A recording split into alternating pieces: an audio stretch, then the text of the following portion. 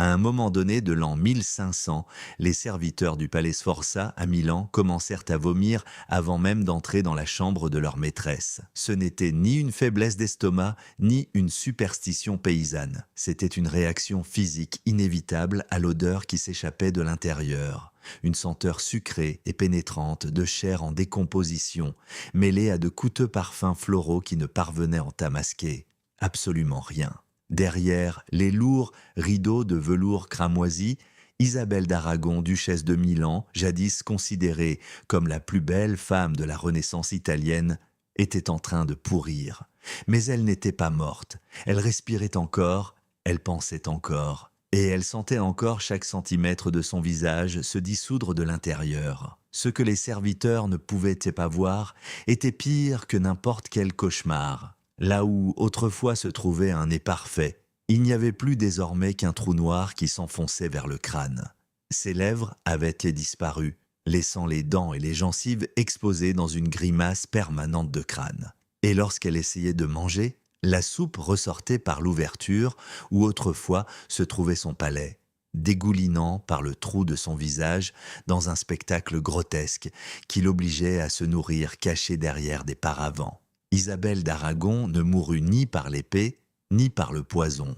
Ce qui la tua fut un baiser de son propre mari. Isabelle était arrivée à Milan en 1489 comme une pièce maîtresse sur l'échiquier politique. Elle était la petite-fille du roi Ferdinand Ier de Naples, éduquée en latin et en grec, versée dans la musique et la littérature, et selon les chroniqueurs de l'époque, elle possédait une beauté telle que les ambassadeurs étrangers se mettaient à bégayer dans leurs rapports diplomatiques. À 17 ans, elle fut mariée à Gian Galeazzo Sforza, duc de Milan, lors d'une cérémonie qui coûta plus cher que de nourrir une ville entière pendant une année. Ce que personne ne mentionna dans les contrats matrimoniaux, c'est que le duc était un homme faible de caractère et malade de corps, connu dans les cours d'Europe pour son goût démesuré pour les prostituées et pour son incapacité à gouverner sans la tutelle de son oncle Ludovico. Gian Galeazzo n'était pas seulement un duc incompétent, c'était aussi un homme infecté.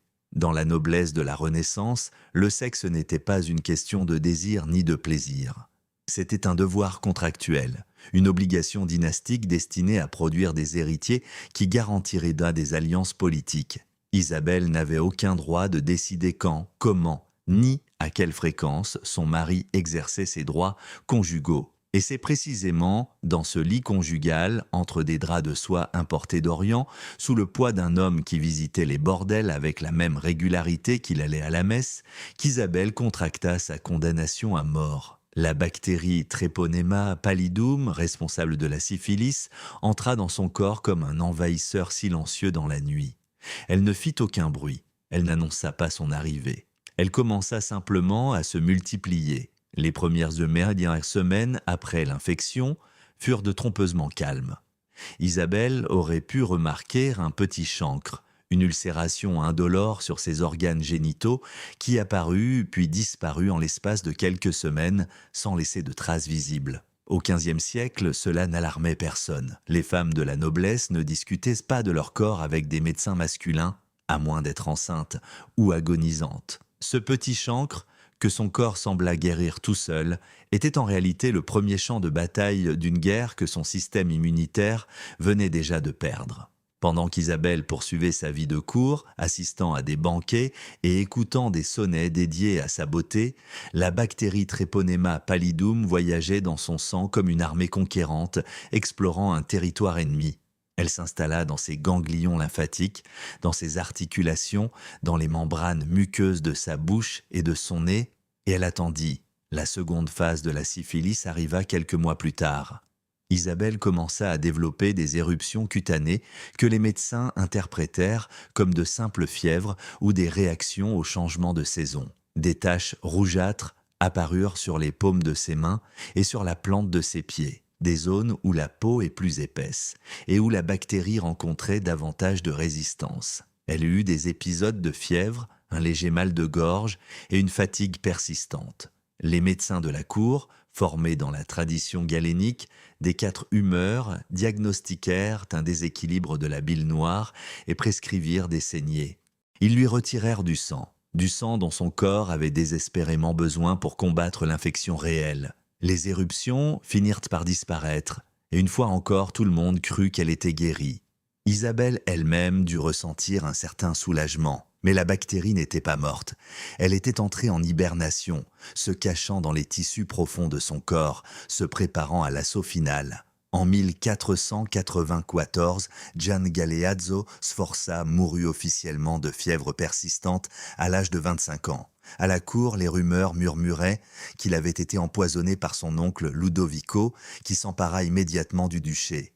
Mais il est hautement probable que le duc soit mort de neurosyphilis, le stade final de la maladie, lorsque la bactérie envahit le cerveau et la moelle épinière. Isabelle se retrouva veuve politiquement insignifiante et, bien qu'elle ne le sache pas encore, condamnée à un destin médical bien pire que celui de son mari. Car tandis que Gian Galeazzo était mort relativement rapidement, la syphilis d'Isabelle avait d'autres projets. La bactérie avait choisi un chemin de destruction différent. La syphilis tertiaire, avec des manifestations gommateuses au visage, en termes simples, son visage allait pourrir tandis qu'elle resterait en vie pour en être témoin. Les premiers symptômes de cette phase tertiaire apparurent probablement vers 1497 ou 1498, plusieurs années après l'infection initiale. Isabelle remarqua d'abord une douleur sourde à l'arête de son nez, comme une pression constante qu'aucun remède ne parvenait à soulager. Puis apparurent de petites ulcérations à l'intérieur de ses narines, des plaies qui saignaient facilement et dégageaient une odeur fétide que les parfums de rose et de jasmin ne pouvaient se dissimuler. Ce qui se passait sous sa peau était un processus de destruction systématique. La bactérie Treponema pallidum avait commencé à former des gommes, des masses de tissus inflammatoires et nécrotiques. Ces gommes sont comme des tumeurs molles qui dévorent tout sur leur passage. Le cartilage, l'os, le tissu conjonctif.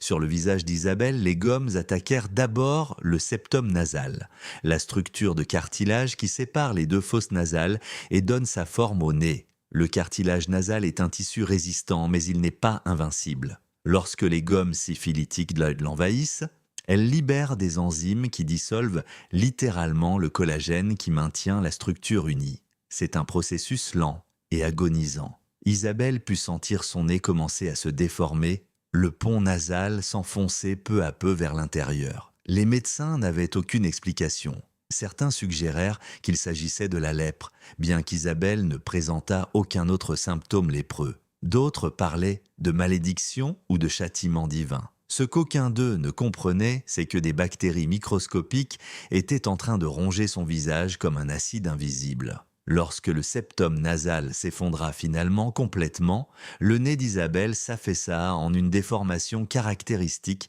que la médecine moderne appelle le nez en selle. De l'extérieur, on aurait dit que quelqu'un avait enfoncé son nez avec le pouce, créant un profil plat et creusé, là où se dressait autrefois une structure aristocratique et raffinée. Mais la destruction visible n'était que la pointe de l'iceberg.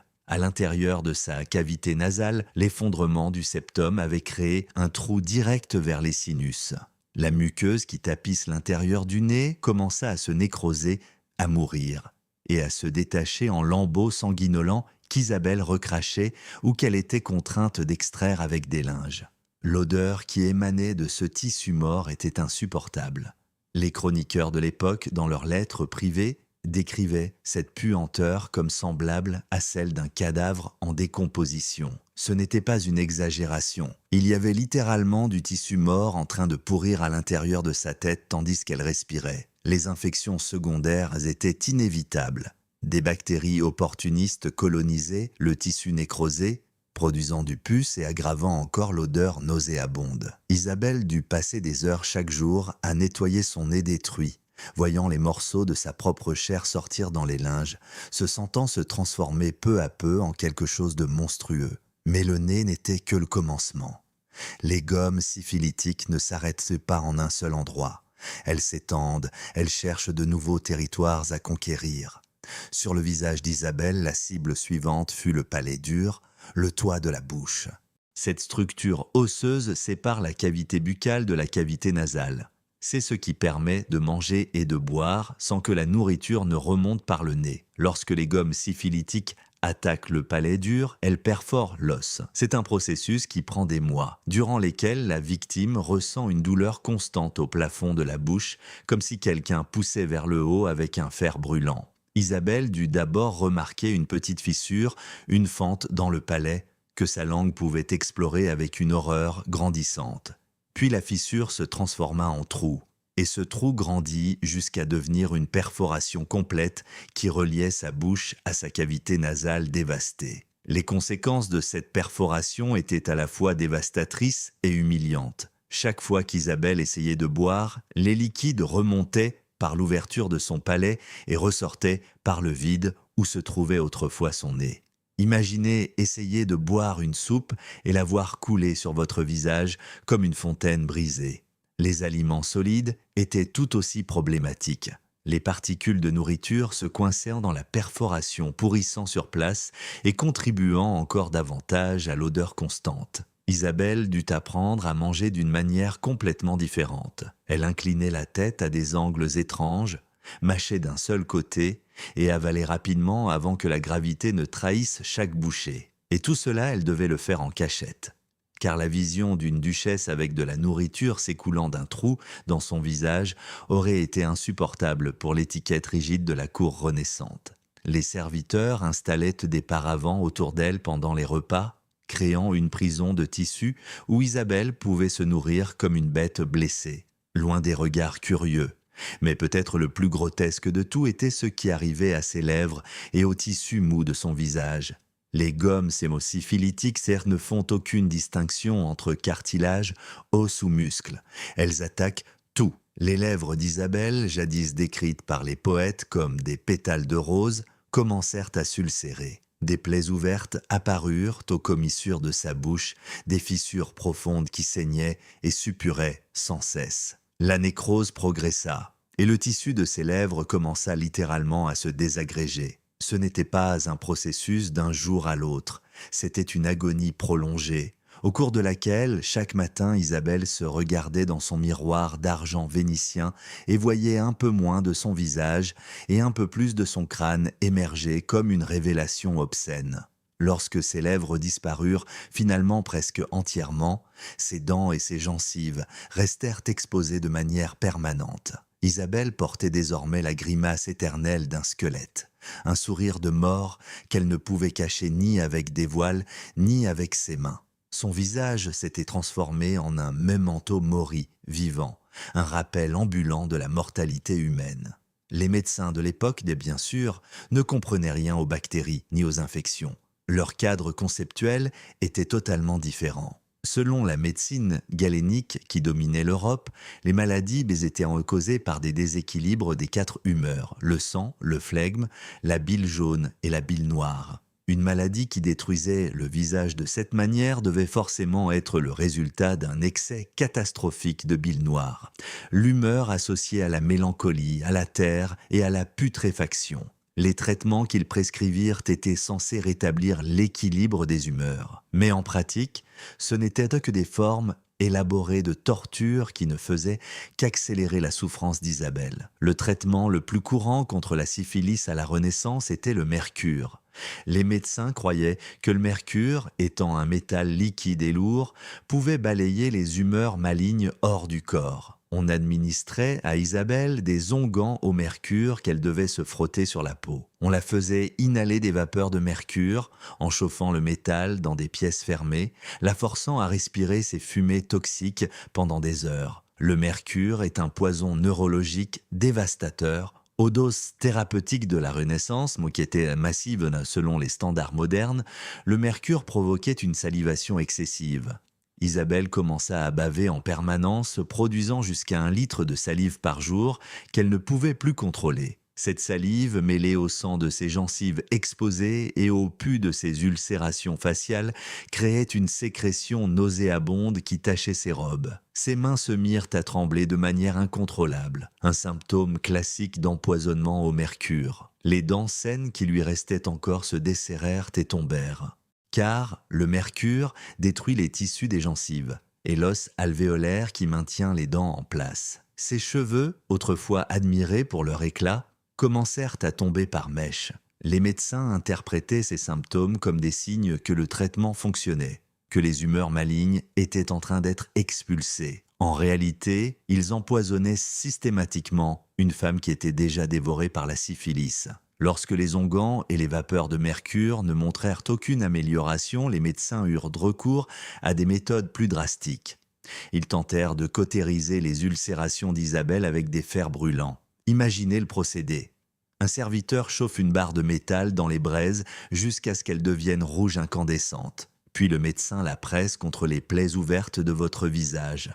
L'odeur de chair brûlée, mêlée à la puanteur déjà présente de la nécrose, dut être insupportable. La douleur était indescriptible et totalement inutile. Les ulcérations syphilitiques ne peuvent pas être cautérisées, car la source de la destruction se trouve dans les bactéries qui circulent dans le sang, et non dans les blessures superficielles. Les brûlures ne faisaient qu'ajouter du tissu cicatriciel à un visage déjà déformé. Ils appliquèrent aussi des cataplasmes de plomb, d'arsenic et d'autres substances toxiques directement sur ses plaies faciales.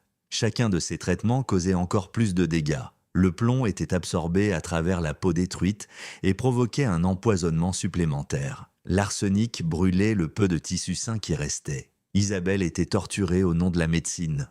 Aux alentours de l'an 1500, environ 6 ans après la mort de son mari, Isabelle commença à présenter des symptômes neurologiques. La bactérie Treponema pallidum avait finalement envahi son système nerveux central. Cela marquait la transition vers la neurosyphilis, la phase la plus dévastatrice de la maladie. Les premiers symptômes furent subtils. Des maux de tête violents qui ne répondaient à aucun traitement. Des épisodes de vertige et de désorientation. Puis vinrent les changements de personnalité. Isabelle, connue pour son tempérament doux et sa patience aristocratique, commença à avoir des accès de colère inexplicables. Elle criait sur les serviteurs pour des fautes imaginaires. Elle pleurait sans raison apparente pendant des heures. Ce n'étaient pas les caprices d'une femme traumatisée par sa propre défiguration, bien qu'elle eût certainement toutes les raisons de l'être. C'était à des symptômes neurologiques, directs de l'invasion bactérienne dans son cerveau. La neurosyphilis provoque une inflammation des méninges, les membranes qui entourent le cerveau et la moelle épinière. Cette inflammation perturbe le fonctionnement normal des neurones. Isabelle commença à avoir des hallucinations. Elle voyait des silhouettes dans les ombres. Elle entendait des voix qui l'appelaient dans la nuit. Elle se réveillait en criant, hantée par des cauchemars si vivants qu'elle ne pouvait plus les distinguer de la réalité. Sa mémoire commença à défaillir. Elle oubliait des conversations qu'elle avait eues quelques heures auparavant. Elle ne reconnaissait plus des serviteurs qui étaient à son service depuis des années. Sa coordination motrice se détériora. Elle trébuchait en marchant. Elle laissait tomber des objets sans raison. Les chroniqueurs de l'époque, lorsqu'ils évoquaient Isabelle dans ses dernières années, utilisaient des euphémismes polis. Ils disaient qu'elle souffrait d'une profonde mélancolie ou qu'elle était troublée par ses maux. Mais ce qu'ils voyaient en réalité, c'était la désintégration neurologique d'une femme d'à peine 30 ans dont le cerveau était colonisé par des bactéries. La syphilis, qui avait commencé comme une bactérie dans ses organes génitaux, contrôlait désormais chaque aspect de son existence. Elle ne pouvait plus manger sans humiliation. Elle ne pouvait plus regarder son reflet sans horreur. Elle ne pouvait plus faire confiance à sa propre pensée. Et elle ne pouvait pas échapper à l'odeur de putréfaction qui émanait de son propre corps. Les serviteurs avaient mis en place un système pour s'occuper d'elle. Ils respiraient tôt par la bouche lorsqu'ils entraient dans sa chambre. Ils plaçaient des bouquets de lavande et de romarin dans chaque coin. Et ils brûlaient de l'encens en permanence. Rien ne fonctionnait, l'odeur traversait tout. C'était l'odeur du tissu nécrosé, de l'os exposé et infecté, du pus chronique et de toutes les sécrétions corporelles qu'Isabelle ne pouvait plus contrôler à cause de sa dégradation neurologique. C'était l'odeur d'une femme qui pourrissait vivante, consciente jusqu'à la fin. Isabelle d'Aragon mourut en février de l'an 1524, à l'âge de 54 ans. Elle avait vécu 3 décennies avec la syphilis, bien plus longtemps que la plupart des victimes de son époque. Les archives de sa mort sont rares et délibérément vagues. La famille Sforza, qui n'avait plus aucun intérêt politique en elle, ne voulait pas que l'on se souvienne de la façon dont avait fini la petite fille d'un roi. Elle fut enterrée discrètement, probablement dans un cercueil scellé, en raison de l'état de son corps. Aucune autopsie ne fut enregistrée. Et pourtant, si elle avait eu lieu, les médecins auraient découvert un véritable catalogue de destruction. Un crâne perforé par les gommes syphilitiques, un cerveau enflammé et endommagé, les os du visage rongés, les poumons, très probablement, atteints par des infections respiratoires chroniques provoquées par la perforation nasopharyngée. D'un point de vue médical moderne, le cas d'Isabelle est un exemple classique de syphilis tertiaire avec manifestations gommateuses, faciales et neurosyphilis tardive. Aujourd'hui, cette maladie se traite par une simple injection de pénicilline dans ses premiers stades. La bactérie Treponema pallidum n'a jamais développé de résistance aux antibiotiques, ce qui signifie qu'une infection qui tortura Isabelle pendant des décennies peut aujourd'hui être guérie en quelques semaines. Mais au XVIe siècle, la syphilis était une sentence de mort lente et grotesque, surtout pour les femmes aristocratiques qui ne pouvaient échapper à leurs devoirs conjugaux ni choisir avec qui elles partageaient leur lit. Isabelle d'Aragon payait avec son visage, sa raison et finalement sa vie le simple fait d'avoir été une épouse obéissante à une époque qui considérait les femmes comme une monnaie d'échange politique. L'ironie finale est brutale. La femme que les poètes avaient célébrée comme la plus belle de la Renaissance italienne termina ses jours comme une leçon d'anatomie vivante. Un corps qui révélait son propre squelette avant même de mourir. Un memento mori qui respirait, qui souffrait et qui sentait la mort bien avant que la mort n'arrive enfin. Si vous êtes arrivé jusqu'ici, c'est que ces histoires médicales que l'histoire officielle préfère cacher vous intéressent. Abonnez-vous pour découvrir d'autres cas d'horreur médicale dans l'histoire. Laissez un like si vous souhaitez que j'explore d'autres cas de syphilis à la Renaissance. Et partagez cette vidéo avec quelqu'un qui apprécie l'histoire sans censure. On se retrouve dans le prochain épisode.